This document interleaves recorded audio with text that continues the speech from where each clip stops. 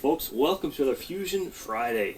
This is the Fusion 360 model for Keith Fenner from Turn Right Machine Works, Porsche 944. And God bless Keith. He's new to Fusion.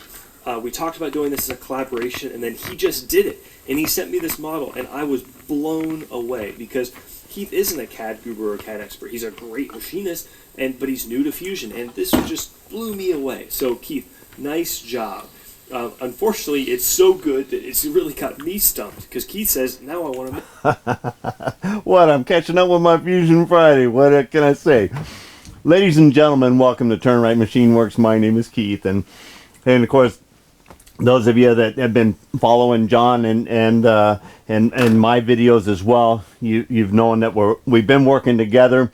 Of course, when I was off with my foot surgery, I just really got on that Fusion file, and I went ahead and I created what I wanted for my gauge holder. And the gauge holder is actually going to be replacing a spot in the dash on the 84, 85 Porsche. There's an insert in there, and it was an optional center speaker in the center of the dash. And so anyway, the grill can be popped out, and this is just going to replace that grill, and I'll be able to put the grill up on the shelf, and then I can have two gauges in there, and I happen to want to have fuel pressure and vacuum real gauges tied in, and so I come up with this project, and I'm just going to be I'm hell-bent on this project, you sort of speak, and anyway, through John's help and anybody else that wants to jump in on John's site or mine, all the input would be tremendous. Grateful. I would be grateful. Okay, let's get on. I got a few things here for the plasma cam that is going to be in the works. I mean, I'm learning the Fusion 360 on the CAD drawing, and now we're getting into the cam, and that's a lot to absorb, but I also have some other things that I actually have to do, and I want to machine this on the plasma cam. And of course I got a auxiliary or spare carriage. Now I own two of these, and this carriage has got 2 inches of travel up and down on the Z-axis, okay, and I want to increase that so it actually has more travel. So I'm going to be in the market for a servo and lead screw to extend that. I would like to have at least 4. Now, Plasmacam supplied me with a router assembly and the CAD program, and that's how I'm going to be able to cut this on the Plasmacam. But I also have friends that have helped me out, and they've supplied me with a custom spindle, giving me RPMs and be able to control those RPMs and have the R11 call it. In fact, I just received, I was talking about this the other day, but I just received the package here, and that was pretty fast service on getting these components here. And all right, I got a card and a special package there from Marion Tool. Mari Tool, I guess it's called. All right, and I have 3 collets that I can change out now: a quarter, 3/16, 5/16, and I have 1/8 in here now, so I have 4 collets. And I've already been on Harvey's site to check out for end mills and cutters, and I'll be dealing with that. What I might do, I'm going to be taking the DeWalt and router, and I'll probably put that on the X-Carve here because it could use a little higher quality router head than the Inventables stock unit that I have on there. And of course this, I think this weighs a little over 3 pounds. So again, if you saw, we did an earlier video where we started... Sorry, I thought I put you on pause there, John. All right. This back where I was saying, this head here weighs about 3.5 pounds, and this weighs just a little bit over 6 pounds. I popped this up here. This is John Saunders' channel, NYCNC. He started out in New York, and now I believe he's over in Ohio, and his shop name is Saunders Machine Works. And of course, I'm really grateful for John sharing, but there's a lot of us in the community that do share back and forth, and I wanted to talk a little bit about that. You know, I was watching television the other day, and I heard that Mike Rowe was going to be doing an interview, and I took the time to go ahead and sit down and watch that. Here's a little segment of that, and then I'm going to come back to my channel, and I want to show you my thinking and where I'm going with this. Obviously, there's some truth to it, but the skills gap has nothing to do with unemployment, not really. The skills gap proves that opportunity alone isn't enough to get people unemployed. Right. Right? And really neither is training. You can have all the opportunity and all the training in the world, but if you don't have an underlying appreciation for the work, if you're not talking about jobs that people affirmatively aspire to, you're going to be pushing the boulder up the hill. We're tilting at the windmill, or whatever self-defeating metaphor makes the most sense to you. It's a sucker's bet. You have to be talking about jobs that are uniformly cared about in order to move the needle. So you can have a job available, but if everyone can do it, the job remains unfilled. 5.6 million jobs exist right now as we're talking. 5.6 million jobs, 75% of which don't require a 4-year degree. When people talk about, why the skills gap exists, it's almost, how can it not exist? We took Votech out of high school. At the same time, we told an entire generation that their best hope for success was a 4-year degree. Right. So the most expensive path becomes the best path for the most people. At the same time, all these other jobs, which are linked to this very fundamental form of education, are completely marginalized because we sent a really powerful message. You don't just take vocational technical training out of high schools and that be the end of it. That sets all kinds of dominoes in place, and none of them are pretty, and they all fall down. All right, his interview there, you've got to make work cool again. What I've done is on my site, and let me bring you in here.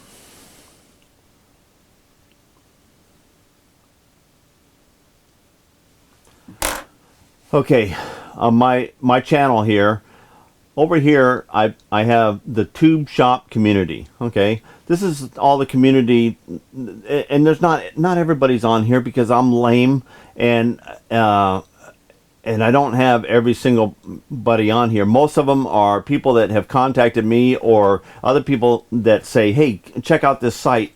And then I go ahead and I'll look at their site. I watch their channels. I glance at their videos and how often they're keeping up with them and things like that. But this is a shared amount of people that are in the community of YouTube, and you want to see them all. You click see all, and they all pop up, and they're pretty much in. I didn't know this before, but I look at it, and I look on every one of my computers or my monitors there, and it pretty well starts with the first person, and it goes on through all the way down. And I had a certain amount in there, and today I finished loading up everybody that I had over here in the subscription aisle here. I put in there. Now this leads off. I got Jody from weldingtipsandtrick.com. He is the reason why I create videos. I communicated with him before and ever since I started doing videos. Doug at SV Seeker, Mr. Pete, Jaffro Mobile, great guy, and he just really he really showed some skill on videos and the fast rapid. Just really got me to jump, and he also was the one that led me into starting with Social Blade and really taking a look at my analytics and why people wanted to watch my video. And then you got Donnie Boy, Don Cossett, Double Boost, and then Adam, Keith Rucker, Ox Tool, Gary, we got John, Bruce, Randy, Ray, okay, and we got Kilroy, Herb, Metal Tips and Tricks, Outside Screwball, James, Digicom when they were making the wooden toolbox there in Basement Shop, and we got Perry and Crispin and Phil, Practical Machines, BC Blog, okay, Ave, And then there's many more. You just hit loading, and all of these are YouTube community players that have channels and either had a really good run of videos, really good information, and really good shares. And that's what it's all about. This community is all about sharing. All right, in short, by setting up the community list that I have, at least what I have up to date. If you're not on here and you like to be on here, I'll be glad to put you on here. Send me a message, an email, or whatever. I'll take a look at your channel and get it up here. In short, the thinking of doing this is just putting that many more classrooms in front of the viewer. Okay, we're getting watched because people are interested in watching us, and we're showing that work is cool. You know, in fact, it's so cool it doesn't even seem like work. Most of the time, I'm look forward to every day for 40 years plus now in the trade, and I look forward to hitting the ground running. And you know, in the early days, I can remember that I couldn't get there early enough, and and you had to tell me to go home. All right, I was an overtime hound and everything else. All right, I don't know how much more thinking that my job was that cool. It's, you know. All right, I just wanted to share that. I don't know, you know, Mike put it in the best words. You know, anyway, let's get back onto the Rutland, because you know that I couldn't stand to have that thing shaking around there. So yesterday I started on it, and today we're going to finish that up, because I wasn't going to sit there. You have to run collets, and you're up on the upper end of speed on your lathe, and when you're on the upper end of speed, everything has got to be turning 100% true. And you got to be able to put the assembly together without having to dial it in. Okay, if you have to dink, for lack of better words, with it to get it to run right, then you're wasting that much time and effort, and you could be doing something else. All right, so let's go play with the Rutland. All right, after my last video and reading the comments, there was a few people that didn't quite get my demonstration with the indicator sweeping here, and I just wanted to give another look to explain the theory of how you can align the tailstock this way. Now, before we get into the bar here, let's take a square here, and I've measured the square length here, and then come from the bottom, and I put a little arrow there. I'm not sure if it'll show up this far away here, but that height that is exactly square, so it's an equal angle, let's say. All right, and if we take a feeler gauge and we were to take 1,000, let's just say that's 1,000. I don't know if it actually is or not. We raise this up 1,000. This height and this edge went in that direction, exactly the amount you lifted this direction in relationship to that point at the bottom there of this face right here. Okay, so if you pitch that 1,000, you're going to be pitching that 1,000. That's equal. This is 90 degrees. So you picture this shaft and face as a shaft and a coupling, and you're measuring from one side to the other side. So one side to the other side, and that's just basically what we were looking at, about 1/8 of an inch in there. So we said 4 1/4. And I think our ratio was 5.53. Okay, so we taken that, and then we're taking the length of this, and our ratio was 5 times, and then the remainder of 5.3. That gives you that length there. So that's the ratio. We're talking 1,000s here. It's going to be 5.3 times the amount you have to move that over, because let's just say that this is 1,000s. Okay, 1,000s in that length. So that length, there's 1,000, there's 2,000s, there's 3,000s, there's 4,000s, there's 5,000s, and the part, or 5.3. or 0.53. Okay, so there is the thinking of alignment and mass, which is, I get this a lot in marine shafting, and that's why I look at this in this way here, as another way of aligning shafting. And I get a lot of people that do their own engine alignments, and they'll talk about how great they got it.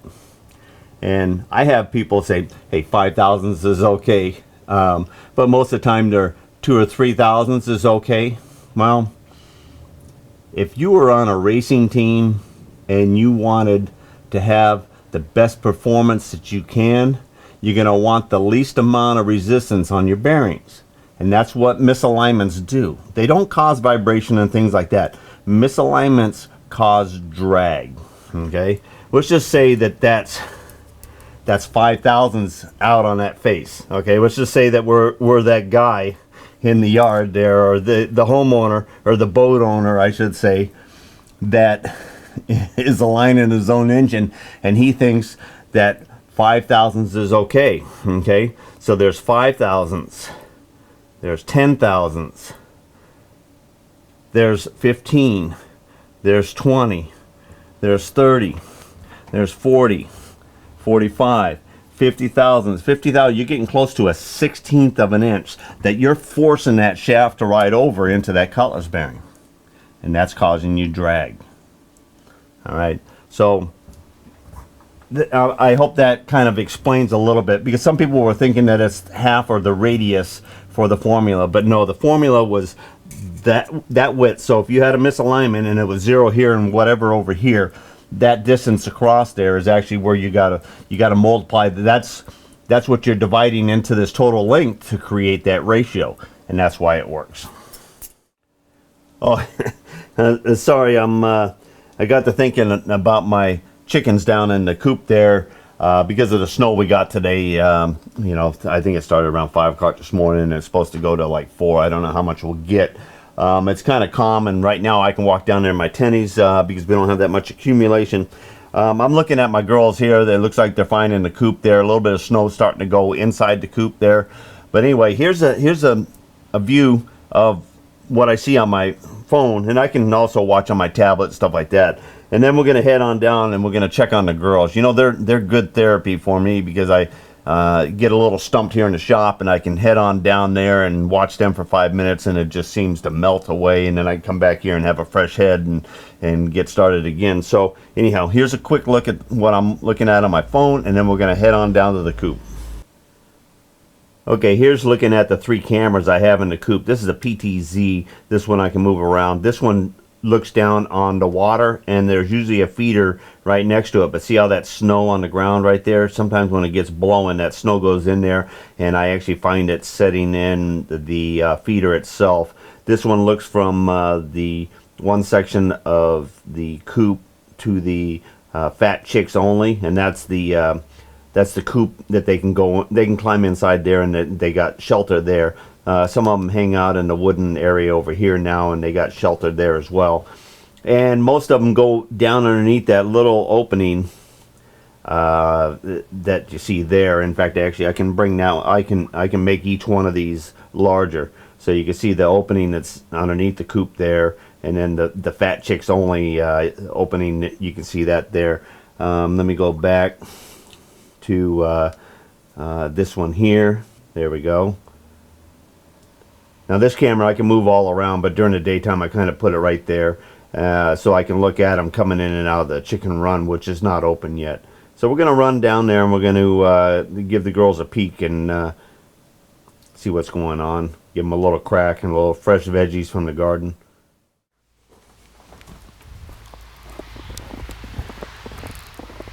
A squeaky snow.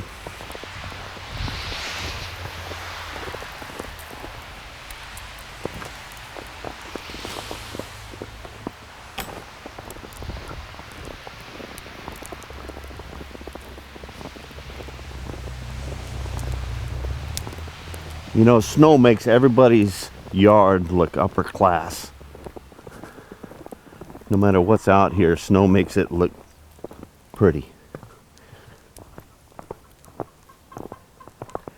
Oh, they're talking.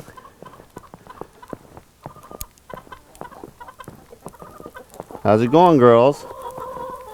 Huh? Glad to see me? Okay, I gotta put my stuff down.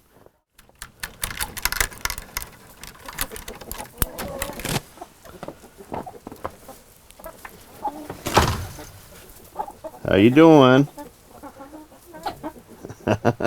Ready for some snacks? Okay, let me get set up here. Huh?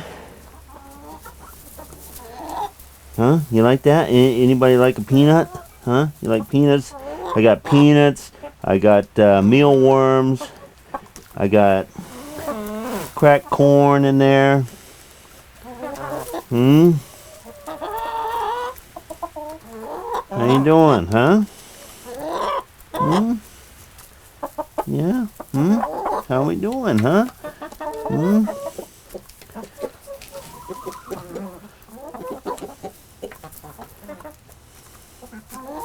Hey, you guys did good. You gave me a dozen eggs day before yesterday. Huh? You gave me 9 or 10 there yesterday. Did pretty good. Huh? What are you picking on her for, huh? Okay, huh? Hey, Hootie. How you doing, Hootie?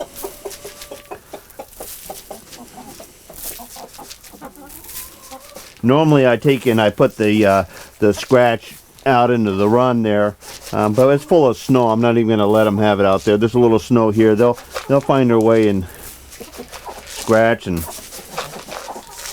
hey, look at that, a couple mealworms, huh? You like those? You picked those out first, huh? Hey, Kathy, how you doing? Huh?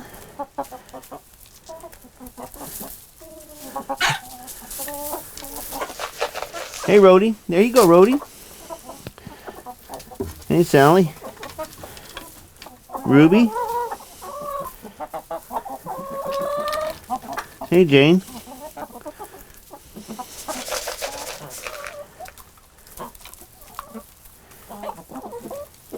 Hey, Precious.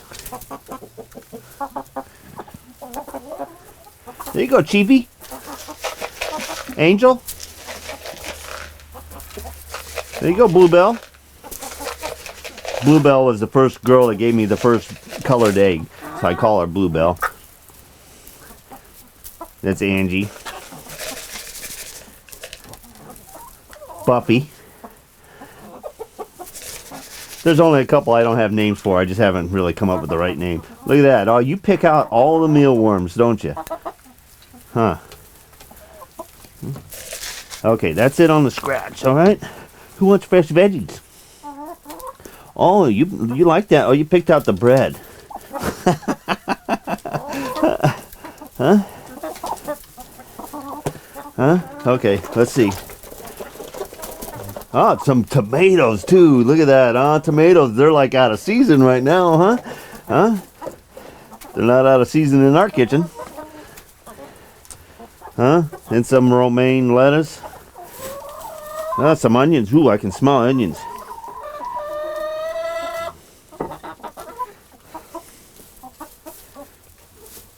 All right, girls. It looks like I'll check on your food. The water's good. Excellent. How's it going there, Hootie? Huh? How you doing? He's doing pretty good. You see those tail feathers? Just before my surgery, Oda chewed all the feathers off his ass there, and those are all new feathers. So we're lucky that one, he lived, and two, they're growing in, and he's doing pretty good. All right, let's see. No eggs up there yet. I'll grab the camera and take you around. We got some eggs in there and some of the other nests there. Let's take a look at them. All right, in the purple nest here, we got a green egg and a brown egg. The Easter eggers lay the green eggs. And this might be Pee-wee, my small bar-red rock. Might be laying that egg. These are my new nests that I'm starting to work on here. Let me get back far enough. Okay, you can see that the bottom tilts down and then there's a little area so that the egg will roll out egg will roll out and sit into the area out here. And that's because I have a couple of girls that like to peck eggs and break them. I don't know, is there any eggs in this one here? No, they've been laying some in there. All right, and there's 3 in this nest. They favor this. Now see how I put the plywood all the way around the back. At first they weren't laying in this nest because it was hanging right out into the air. And they like it secluded. They like it dark. And that's why these really are probably not working well, because the window's right behind them. So I'm going to have to cover those up. We're going to be redesigning this. This was Hootie's area over here. And since his accident and stuff, I've pretty well let him run with the girls. And he's been minding his manners pretty good. Yeah, we're checking you out there, Hootie. Okay, this is the original coop that Vanessa bought me, and you guys all saw in the first video.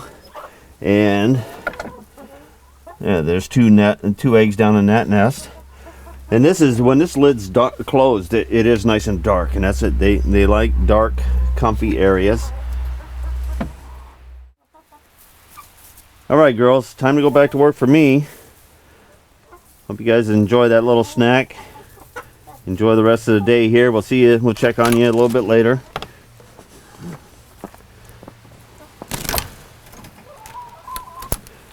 And no matter what, I always put that clip right in there, because raccoons have got fingers, and actually raccoons can undo latches like that. We do have raccoons around here time to time. All right. Finally, we're getting back to this. Okay, now yesterday, okay, I was fit to be tied. Okay, when I run into things like this, it was like, what, Jackie Gleason? To the moon, Alice, to the moon. Hey, just a note, okay, now this is that paper that was inside here when I pull it off of there. Okay, that thing was almost in there exactly perfect. It has a couple little rips, okay, but that's where the set screw is. But see that bottom line?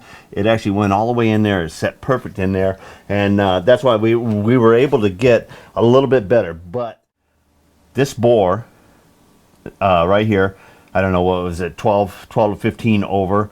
That interface is hammered on, dinged up. Plus, I don't think it's running true. And this face is not running true either, because I can get a difference of about 3 thousandths on this here. So that's why this was wobbling plus running out, and I just couldn't get it. All right.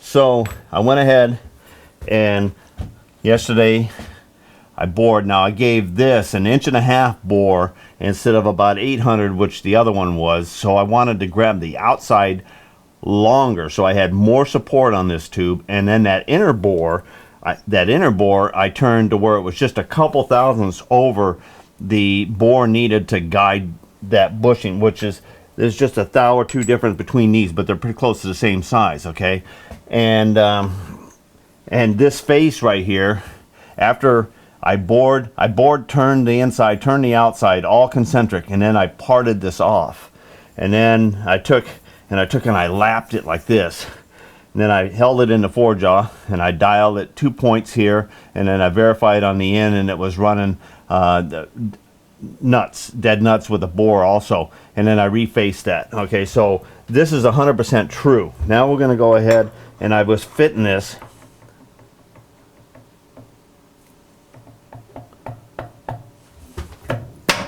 Okay, I mean, it doesn't rattle or rock or roll on there at all. All right, now I'm going to go ahead. This has still got oil on it.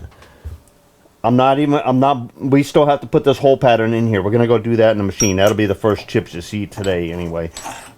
And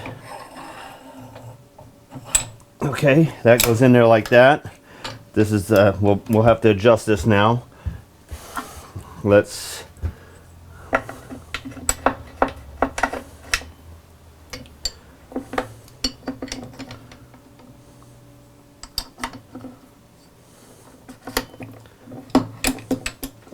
okay, let's put the collet in here. Oh.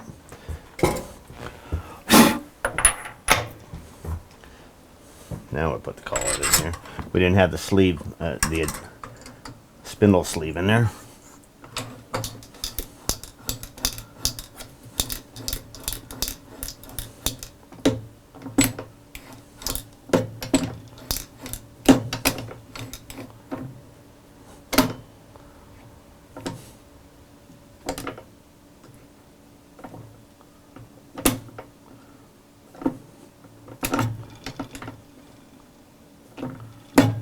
Okay, now let's see where we're at here.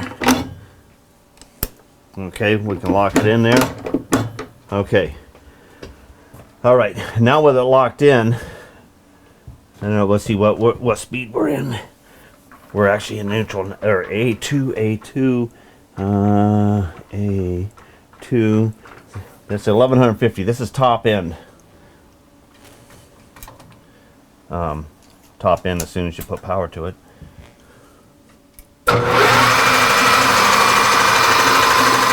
Okay, now we're running through. Now I'm happy.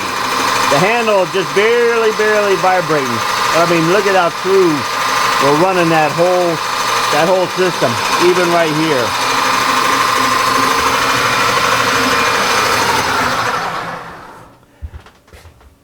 Now you should be able to assemble this and take it off and reassemble it and take it off and reassemble it and take it off 1,000,000 times, and it should always run like this. Okay, not like this did. I could not put it in 1150. This handle, I thought I was gonna crack this. This is how bad this thing was rattling around. Okay, all right, and you shouldn't have to dink with your setup to make it run right. You should be able to assemble it and go and disassemble it and be happy. All right, let's go put 3 holes in there, tap them out and put 3 holes. I got bigger screws too as well. These are real small screws, and that they let that thing drift around.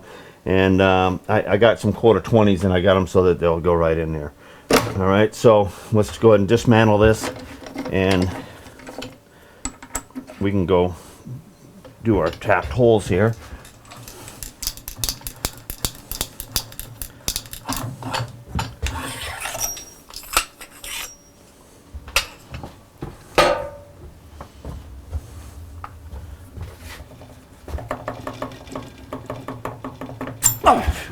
Okay, that's the kind of fit you need to have on that. Okay, I've already put my masking plate in the back of this index head, so it'll automatically read 3 points. I've got it bolted down to the table.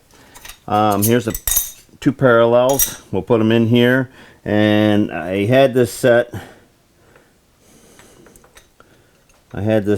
up pretty close to this diameter, and you make sure that we're somewhat, it's an even 3 contacts there. All right, so now we're in there and we're tight. Now we don't have to dial this head in or anything else. We're just going to go straight. We're going to run 3 points. Okay, so we just need to dial in one location. So that's what we're going to do. And is this 3/8 here? 3/8. All right. That hole is a little bit smaller than 3/8, but we're going to take and use our coaxial indicator. But we'll come up first and just eyeball it close.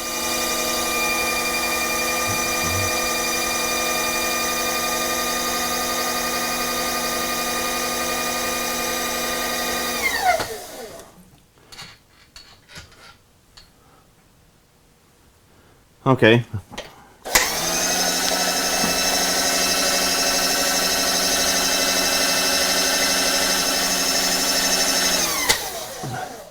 All right, let's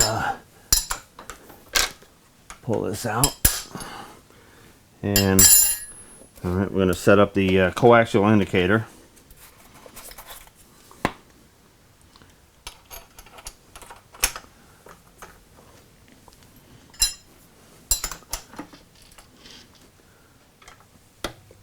Okay.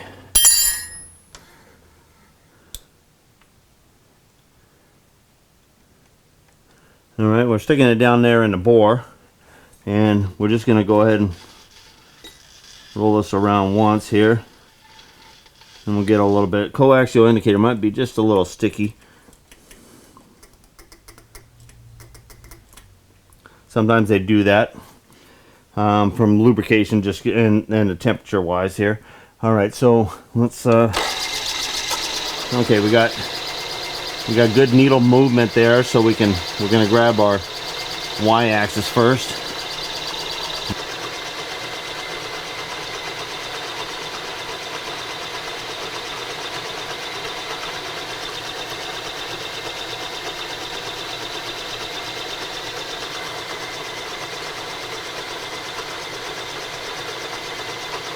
Okay, I'm going to call that 0. Alright, then we just kind of hit it in on our readout here, just so that we have those numbers, just in case we bump anything while we're playing around here.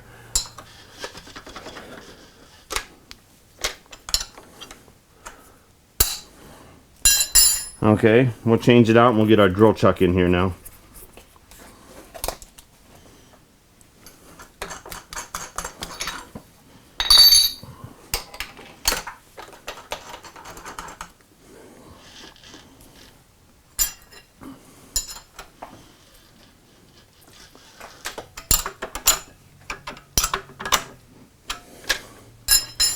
Okay, now we're going to go ahead and pull this part out because we're zeroed in on the hole pattern.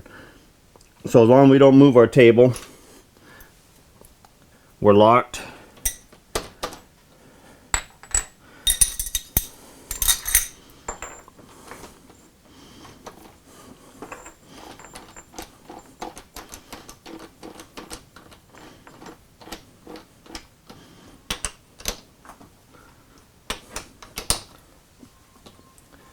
Okay, we'll go get tap and drill.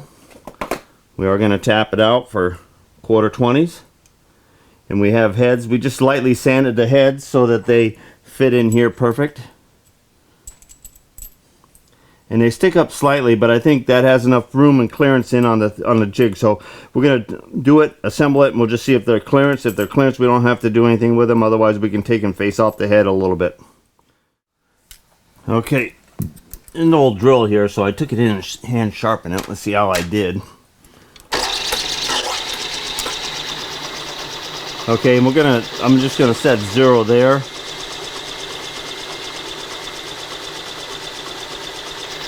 I want to go 3/4 of an inch deep here.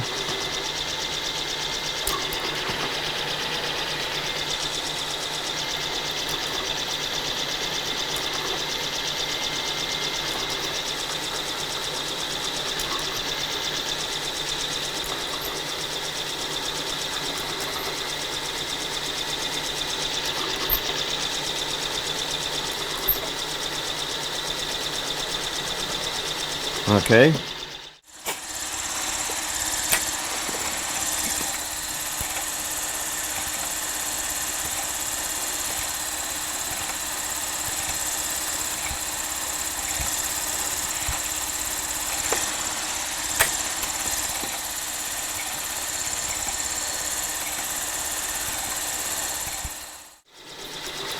Now I drill all the holes exactly the same depth and everything else because the higher the speed you run a spindle, the closer you want the weight to be and balancing it. Just kind of keeping that in mind, you know, we just didn't want to get 1 1/8 of an inch deeper or whatever. Alright, should have a yeah, I got a smaller one here.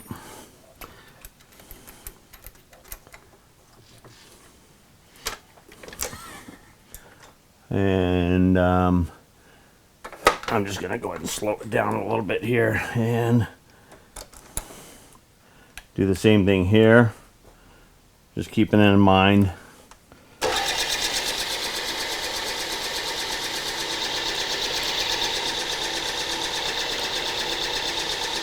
About 30,000, I'll just set the 0 there.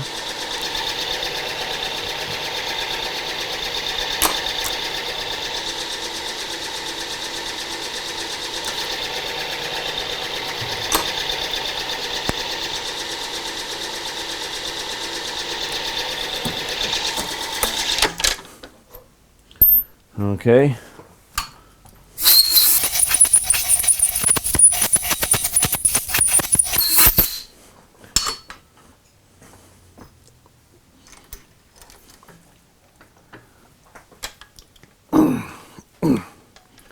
Okay, grab my Tapmatic here, and I'm just setting this off a little bit here. We're going to set that at 0 so I can keep an eye on my depth here. Okay, and we'll go back to the hole.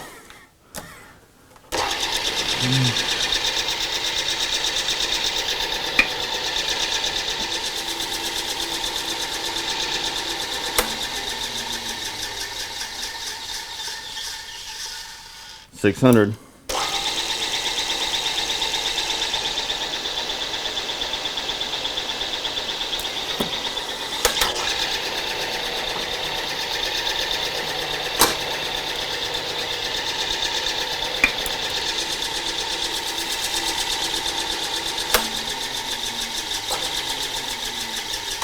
$600.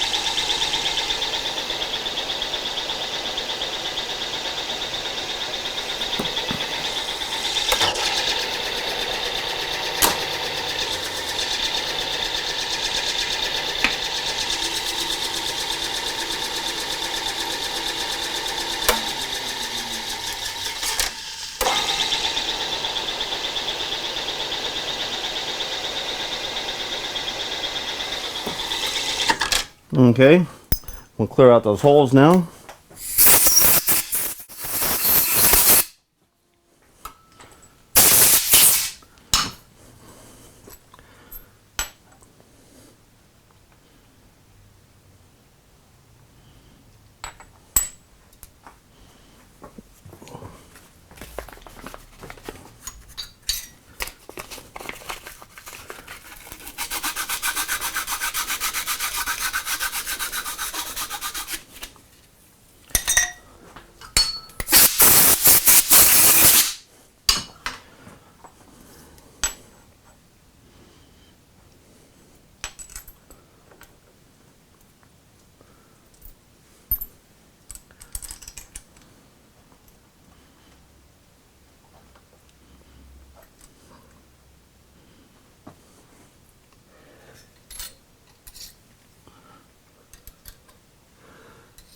Well, let me find the Allen wrench.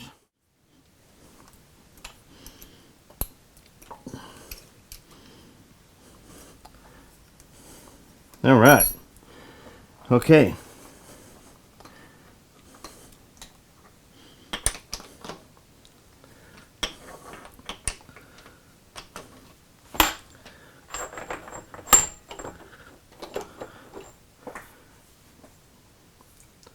Awesome. Okay, now we do need to have that set screw hole in there, because if we're going to be in a long duration and we want things to repeat, we can't have this sliding on the spindle. Even if we got it as tight, there's still a chance that it can move. So if you had 1,000 parts, whoever's going to do 1,000 parts on my machine, they would need that set screw to be tight so that this thing wouldn't drift, and then you wouldn't have to keep tensioning your adjustment on the collet, because this thing could drift and then it could be less on that engagement. So we'll pull this off, move our vise over here, dial it in, and then we're going to set up, and we can set this up against the vise stop using this end out to how far that set screw is on the other one, and we'll be able to match exactly that location in and out for that set screw.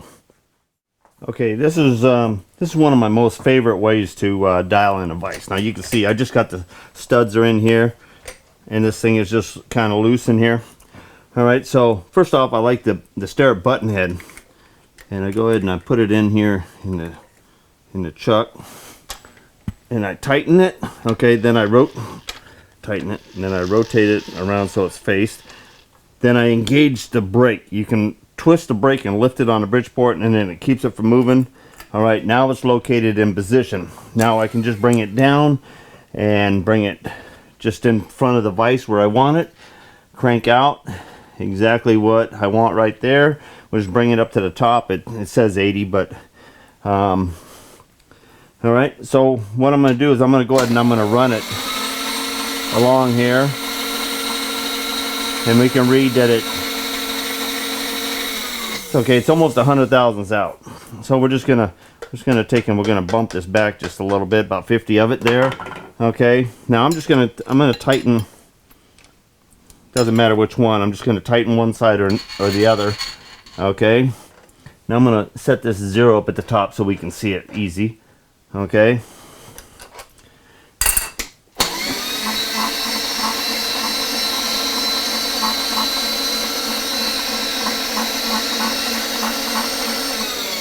Okay, we're minus 30. All right. So I'm gonna tap it and I'm gonna bring it to 0. All right, and then I'm gonna go in and out until I align that 0 exactly on 0. I'm gonna go back to the other side.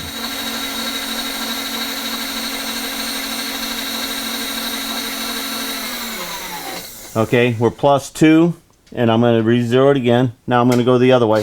This side is locked, so I want to make all my adjustments from this one side here, but I just want to verify it and then go back here, and this should be minus 2 or 3. Okay, it is. And we can tap it. Okay, now we're checking all of our locks because this mill does have play on it. Okay.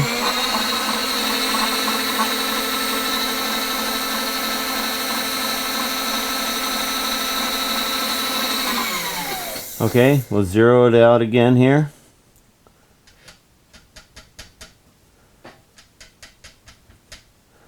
Okay, 0.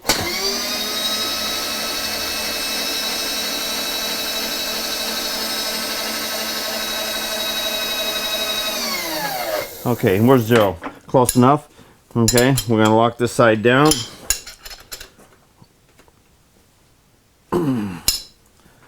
Okay, and just double check it for the last time.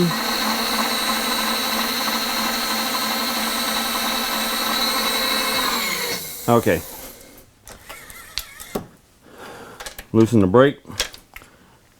Go put the indicator away. Okay, now we're going to set the jaw of the vise, or set our spindle 0 to the back.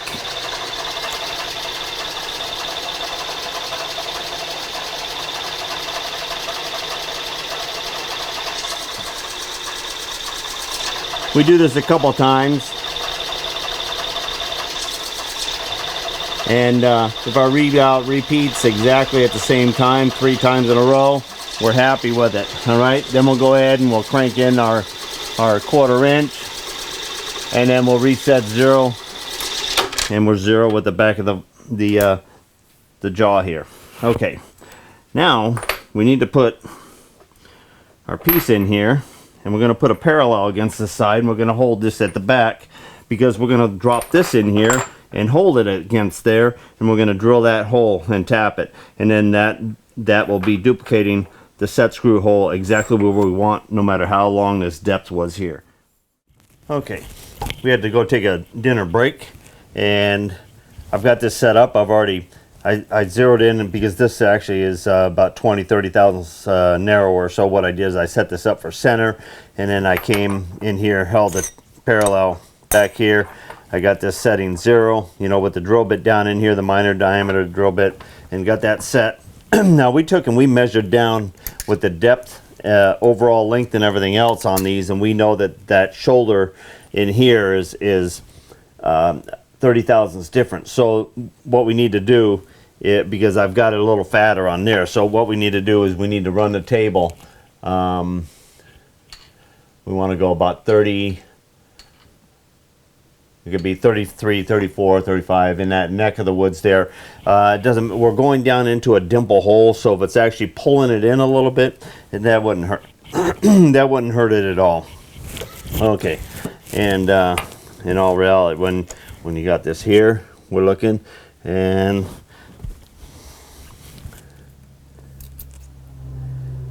that's what we got there on the back side, and we're happy there. Let's see.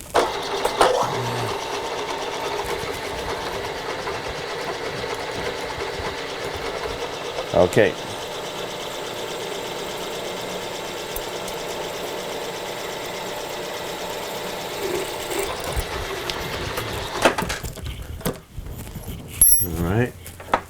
this down. All right, put the tap in here. Bring it down. Okay, we're questionable on the height or the length of our spindle there, so we're going to bring this up a little bit. You never want to run out of travel when you're power tapping with the spindle here.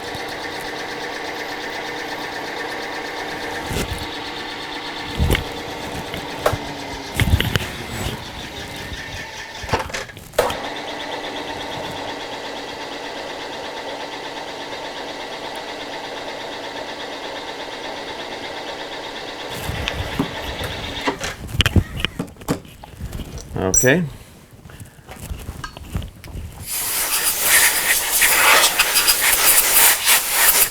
Okay, we're going to get our little flapper wheel, and we're going to go in here and make sure that we got rid of all the burrs there, and our little set screw here. Okay, I went in and had dinner, and I don't eat dinner with my hat on, so I took my hat off and my microphone I put in my pocket. So I don't know how it sounded while I was doing that whole other operation in there. But I put the microphone back up on the brim of my hat so that it's in the usual location. Anyhow, I brought this in, and I slid it in there, and I had to sight down in there to get that alignment. And I went ahead and slid this in place, and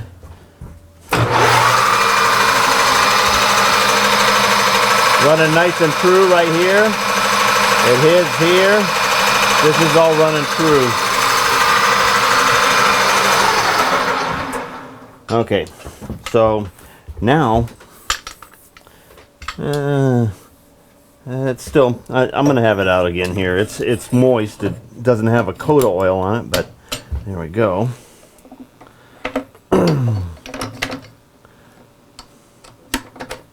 Okay, we put that in there. Let's.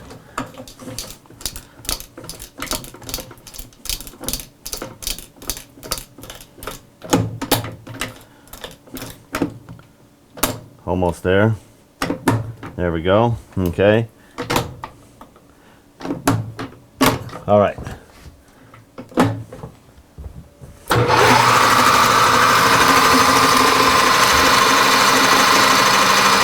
Okay, this has a little bit of play right here, but that's running true.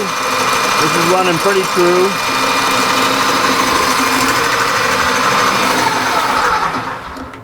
All right, there's a screwdriver and adjustment right here that may be 12 millimeters. Let's see if I got that here.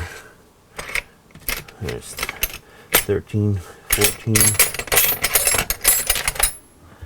and 12 might be a little small. Let's see. 13 millimeter will work.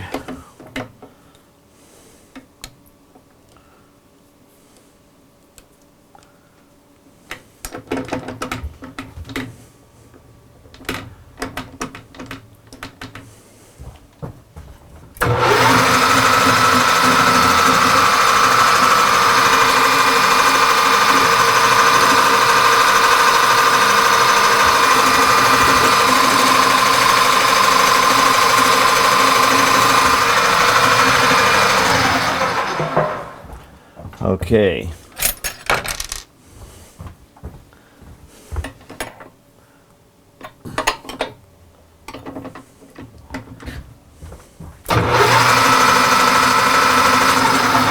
Okay, this is the highest speed that I'm going to be running at, and I can live with that. This thing, like I said before, was rattling like crazy. All right, so we are happy about that. All right, so now let's get on the other end. Let's get a tool bit, and let's start turning the very first parts in this, call it assembly here.